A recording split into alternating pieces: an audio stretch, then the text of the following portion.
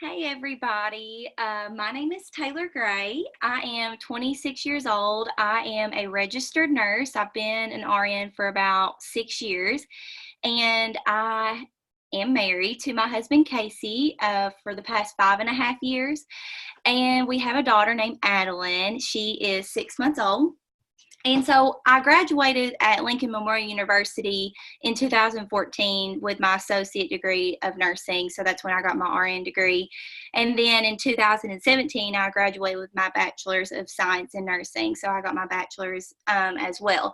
So I've worked in different places as a nurse. So I started out at Corbin Hospital, Baptist Health Corbin, on their medical surgical floor. So we've seen a little bit of everything. Then I transferred to a alcohol and drug rehab in Somerset, Kentucky, where they were using and they were trying to get clean.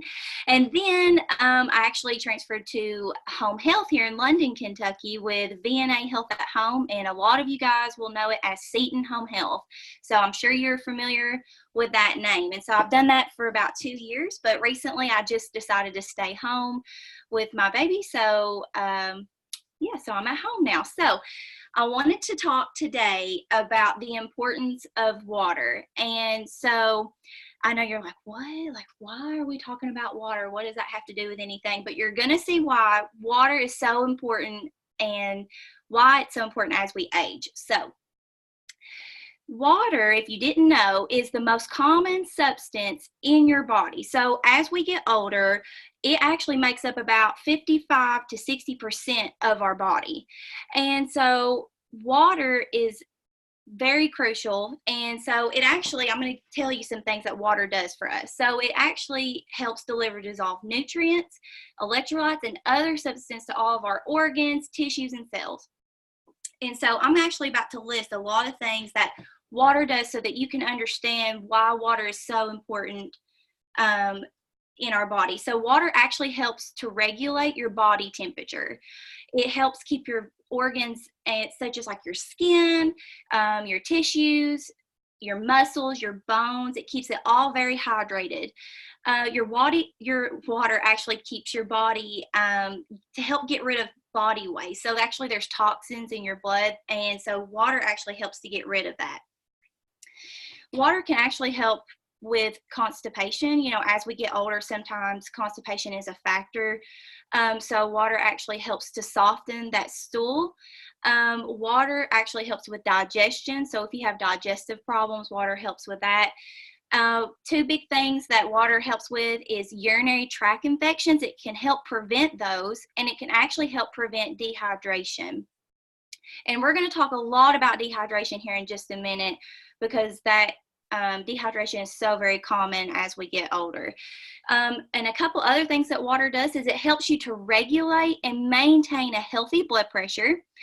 And so also, like if you've noticed that your blood pressure tends to get low, it can actually, if you sit down at your recliner on your couch and you're taking your blood pressure and it's really low, you can actually, there's been a study that shows that you can actually drink 1 to 2 glasses of water, and within an hour it can raise your blood pressure up to like 20 points. So it can actually help rise your blood pressure, and it actually helps maintain a healthy blood pressure.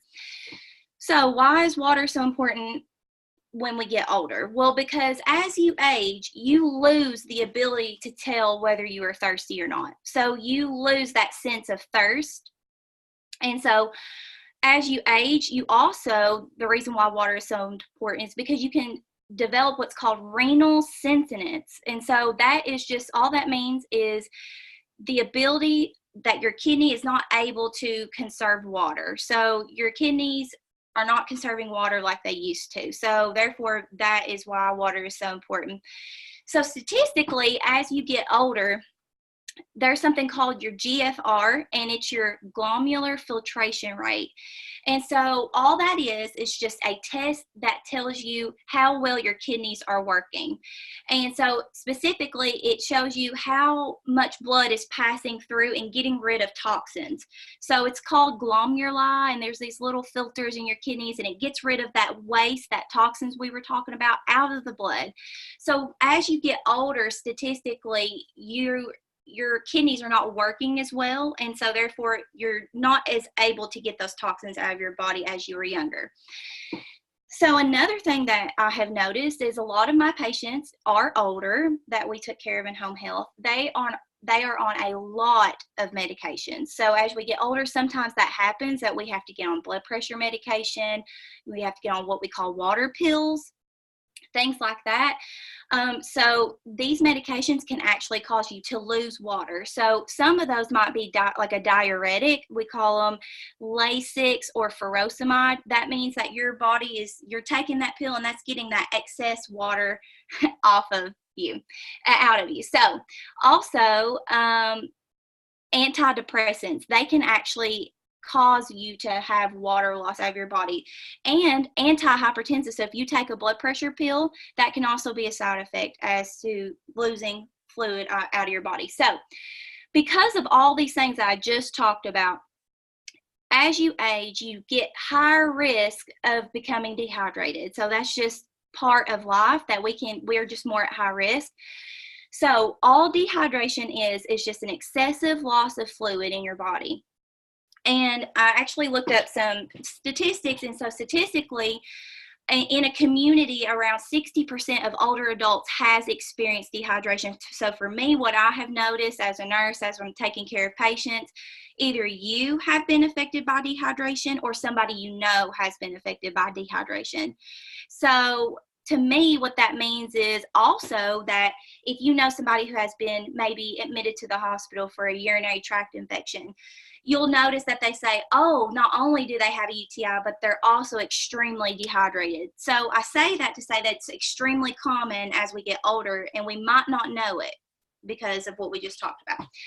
So there are 3 common reasons why seniors experience dehydration. Number 1, mobility challenges. So sometimes as we get older, it is hard to get up and down. So as I was taking care of patients in home health, a lot of my patients had recliners that elevated them up so that they could easily stand up because they did not have the motor function to push with their arms to stand up. So, and maybe you can get up off of your recliner, but you have a hard time walking. So, walking back and forth to the kitchen to get bottled water, to get, water out of the sink, it sometimes can become a challenge. Number 2, the thirst cues that we talked about. So as we get older, our body is no longer sensitive to those thirst cues. So really, you could almost go all day long at times and not realize that you're thirsty, and then my body says, I need to drink water. And then number 3 we talked about is the kidney function. So most seniors have a reduced kidney function, and they're just not able to conserve water like they used to. So there's lots and lots of signs and symptoms of dehydration. And so I want to talk about those, but you have to remember sometimes they're non-specific. So that means that they might point to dehydration, but it can also point to other serious health problems. So if you experience any of these signs and symptoms, you need to see your primary care doctor as soon as possible, because it might not be dehydration, but it could be. So some of these signs and symptoms are difficulty urinating. You might experience some burning. It could be a colored or really dark color urine, nausea, vomiting. You can become confused, and it might not be a confusion that lasts all day. It could be a moment of confusion. Disorientation. I had a lot of patients who said, you know what, I woke up this morning not knowing where I was, and it was scary. So I seen that quite a bit out in the community. Some other symptoms are dark and bloody stools, dizziness, nausea, vomiting, muscle weakness. You're really weak, and chronic fatigue. So you have been tired and it has not went away. It has been a constant fatigue. Have you ever noticed maybe possibly your skin being extremely dry and you end up getting skin tears really easily? Maybe you didn't before, but now you do. Maybe you didn't realize, I'm not sweating as much as I used to. Maybe I used to sweat this much, but now I'm not. So that's a symptom of dehydration. You're not sweating. Also, dry lips, dry mouth, and low blood pressure with a high heart rate. So if normally your blood pressure is like throwing a number, 130 over 70, but all of a sudden it's 90 over 60, and your heart rate's 110 and it's normally not 110, that could be possibly a sign that you're dehydrated. Now, like I said, if you experience any of these, you absolutely need to go see your doctor. So there are some things that we can do to prevent dehydration. Number one, you need to drink water even when you're not feeling thirsty. So water is always the best go-to. And number two, you should drink somewhere water between 6 to 8 glasses a day.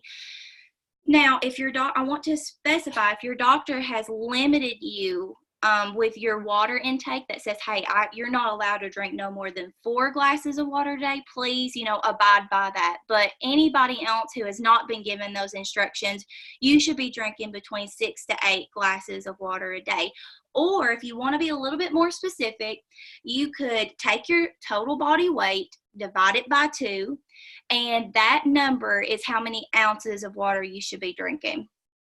Some other things that, that could help you is placing water bottles or glasses of water at your couch, your recliner, your bedside table, just easily accessible areas so that you don't have to constantly run back and forth to the kitchen. Another thing you could do is set an alarm to remind yourself to drink, because like I said, you're not going to get thirsty, you're not going to get that dry mouth. So setting an alarm every 30 minutes, you should be drinking something every 30 minutes throughout the day. Even it might not be a whole glass, but just the sipping throughout the day. Some other things now, you could be experiencing, if you were dehydrated, some diarrhea, nausea, and vomiting that we talked about. When you do that, when you are vomiting and having diarrhea, you are losing electrolytes. So to me, you need to hydrate and get those electrolytes back into your body. So Gatorade is a really good option to get replenished back with those electrolytes. Now, Gatorade can have, sugar in it, so you have to be careful with that. But if you are experiencing those two things, you should be putting something back in that gets that electrolytes back into your body.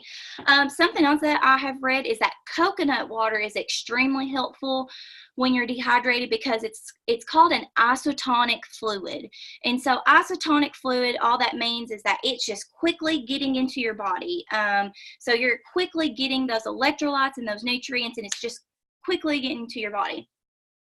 Now, the next thing that you need to do, so when you're younger, you tend to not take your weight as often. So as you get older, you're going to hear that you need to check your weight often.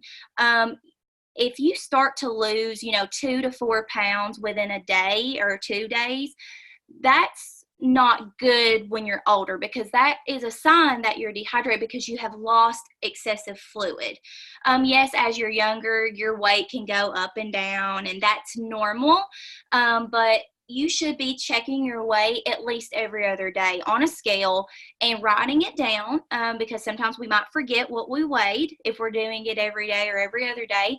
So if you're losing some weight and you're like, you're not really, if it's in a day or 2, that's not fat, that's fluid. So that, again, can cause, that's another way to know, hey, am I dehydrated?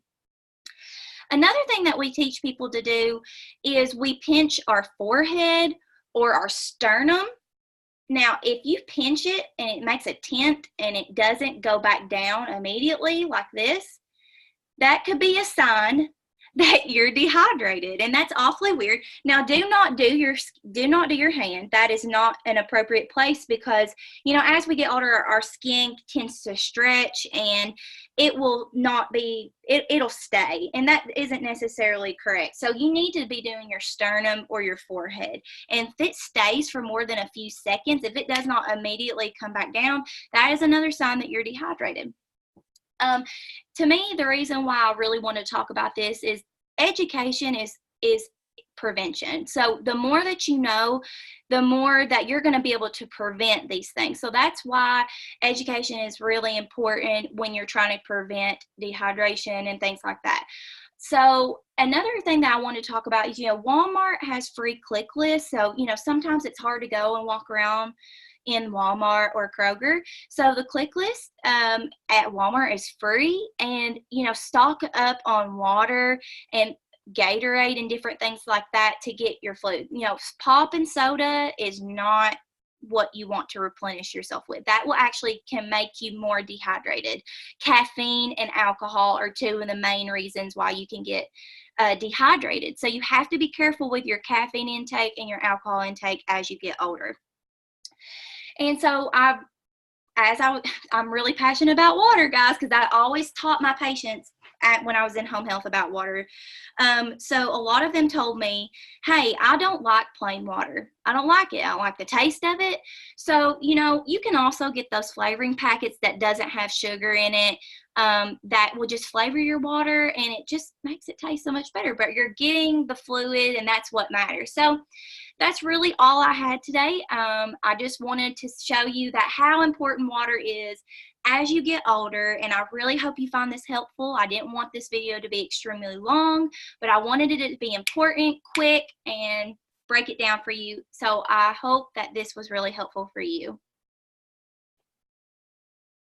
So I really appreciate your presentation, and this is something I know. I even teach it from a counseling perspective with anxiety, depression, and different things.